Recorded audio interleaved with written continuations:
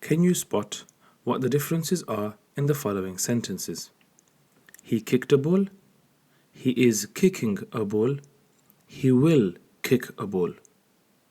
He ate chips and a burger. He is eating chips and a burger. He will be eating chips and a burger. If you could see that the action was changing from past tense into present tense and then going into future tense, you are correct. In this lesson, that is exactly what we will be covering. Alhamdulillah, wassalatu wassalamu ala rasulillah wa ala alihi wa ashabihi ajma'in, amma ba'd. This is lesson number 7 from the 10 lessons which we will be covering. I will keep this lesson as easy as I possibly can, making sure it is as informative as possible at the same time. In this lesson, we will have a recap of lesson number 3, which was about past tense. We will then look at the imperfect verb, which will focus on present and future tense with examples. I will then share a chart that gives you examples of them with translation. We will then move on to looking at the active voice and the passive voice with examples and translations. And at the end of the lesson, I will make sure to include new vocabulary in the description below. There will be exercises and homeworks also in the description below. And I will make sure I add supporting notes and charts and anything that I have used during the lesson, and I will have them all included below for anybody who wishes to look back at them and refer to them while studying. This is lesson number 7, in which we will be covering what is known in Arabic as الفعل المضارع, or as we know it in English as the imperfect verb. Now, to simplify this lesson, let us look at verbs in 3 different ways. An action can be something that was done in the past, something that is being done in the present, or something that will be done in the future. When something has been done in the past, we call this فعل الماضي in Arabic, and this is a concept which has been covered in lesson number 3. If you have not watched that lesson, then I recommend you go back and watch and listen to that first to get a better understanding, and then watch this lesson next. Today's lesson will focus on the imperfect verb. This is what we call in Arabic the فعل المضارع. What this means is that it is an action that has not yet been completed, but the action is still happening now, or it will take place in the future. So it is a verb which has the meaning of present and has the meaning of future. Now, you might have the question in your mind that if there is a verb that has the meaning of present tense and future tense in a single word, how do you know which one it is? How do you know if it's talking about present or if it is referring to the future tense? The answer to that is that the context will determine which meaning is intended. Now, before we go into making present and future tense verbs, let us simplify this concept by referring to what we know already so that it doesn't feel as difficult as some might make it sound. For example, in past tense, if we were taking the single example of he kicked, in this example we know who is doing the kicking. It is one man. We know this is in third person, and we know how many people are doing it, and we also know the gender. He kicked. Once we know how to make one sentence, we can make many sentences in past tense simply by changing who we are talking about and how many people we are talking about. So, for example, if I wanted to say lots of ladies kicked the ball, I would say they kicked the ball, or I kicked the ball, or both of you kicked the ball. In all of these sentences, the word kicked is staying the same in past tense, and I am just changing the number of people and the gender that I'm speaking about. It is not that difficult once you know how to say male and female and how to say 1, 2, or 3. Now in English, to take the kicked and say it in present tense, we know that it will change from kicked the ball to kicking the ball. And if we wanted to take it into the future tense, it will be he will kick the ball. Once we know how to change kicked into kicking and will kick, we can make many more verbs like this by changing the person and the number.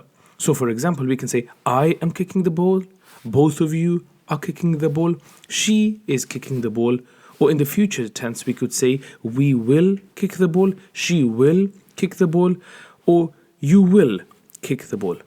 Now, even though there are so many changes that are taking place, it is very easy because the concept is the same. The kicking always stays as kick. It's not changing. And we know how to say present tense or future tense once we change the people around it. Once we know how to do it with one verb, we can do it with many different verbs. So for example, I am listening, I will listen. She is listening, she will listen. Both of you are listening, both of you will listen. If we took the verb driving, for example, I am driving, I will drive. He is driving, he will drive, and so forth. So in Arabic, the concept is exactly the same. You get a word that is in past tense. For example, he did.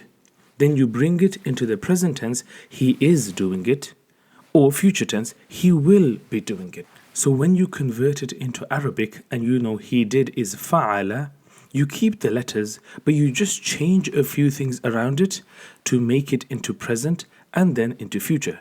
It's just like we have in English. So if we had the word kick and we had it in past tense as kicked, we still have that for kicking and will kick because the core part kick is always there. It just changes slightly from kicked into kicking or will kick. So the way you can get one word in past tense, he did, and you can make 14 different versions depending on who you want to talk about and whether it is first person, second person, or third person. In the present or future tense, it is exactly the same. You get one present tense verb, and then you can change it into 14 different verbs depending on whether you want to talk about first person, second person, third person, or male and female. So the pattern for the present and future tense goes like this. I will go third person first, male and female. I'll then go to second person, and then I will go to first person. This will all be done using the word fa'ala, which means to do. So the pattern goes as follows. يفعل, يفعلان, يفعلون. Means he is doing or will do, both of them are doing or will do, or all of them are doing or will do. Then the female is تفعل, تفعلان, يفعلن, يفعلن. She is doing or will do, both of them ladies are doing or will do, all of them ladies are doing or will do. Now we move into second person. We'll start with the masculine. تفعل, تفعلان, تفعلون. Means you are doing or will do, both of you guys are doing or will do, or all of you guys are doing or will do. Then the female, تفعلين, تفعلان, تفعلن. You are doing or will do, both of you ladies are doing or will do, or all of you ladies are doing or will do.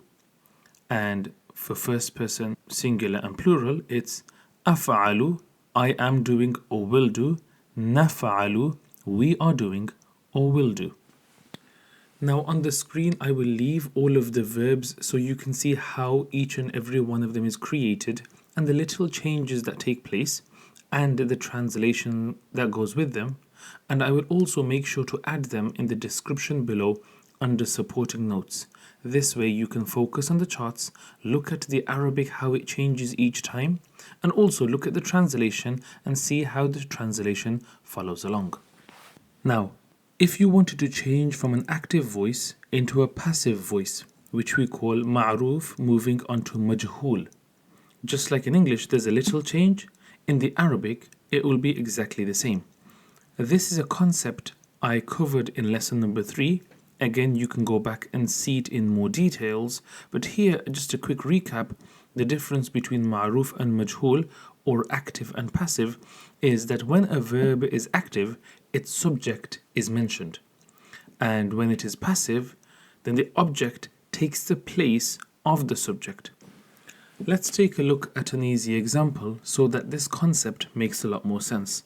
So for example, if I said I helped and I was helped, in the first instance, I is the subject, meaning I helped, I was actually doing it. While in the second one, I is the object, and the subject has not been mentioned. I was helped. Here, I am not the person helping. I was helped, but who helped me is not mentioned. This is an example of a passive construction. I will show an example of an active verb changing into a passive verb, and then I will leave the translation for you to see and read yourself. And I will just go through the Arabic so you can hear the changes that take place. So we've just covered that if I was to say يفعل, he is doing or he will do, and I wanted to change it into the passive voice, it would be يفعل. So there would be a change from يفعل, where the fatha at the beginning would change into a dhamma, meaning يفعل will change to يفعل. And in terms of translation, it would change that he is being done or he will be done. He is no longer doing it, but somebody else is doing it to him. So the translation would go in this manner, depending on he, to they, to she, and them. And the Arabic would go as follows: يفعل, يفعلان, يفعلون. Then the female third person would be تفعل, تفعلان, يفعلن. Then the second person would be, for male, تفعل, تفعلان, تفعلون. And female would be تفعلين, تفعلان, تفعلن. That would leave first person, singular and plural, which would be أفعل, I am being done or I will be done. And نفعل, we are being done or we will be done. This is the passive construction for these verbs. Just as a bit of extra information, I want to add here that when a passive verb is used, the fa'il, meaning the subject, is not mentioned as I've just mentioned earlier.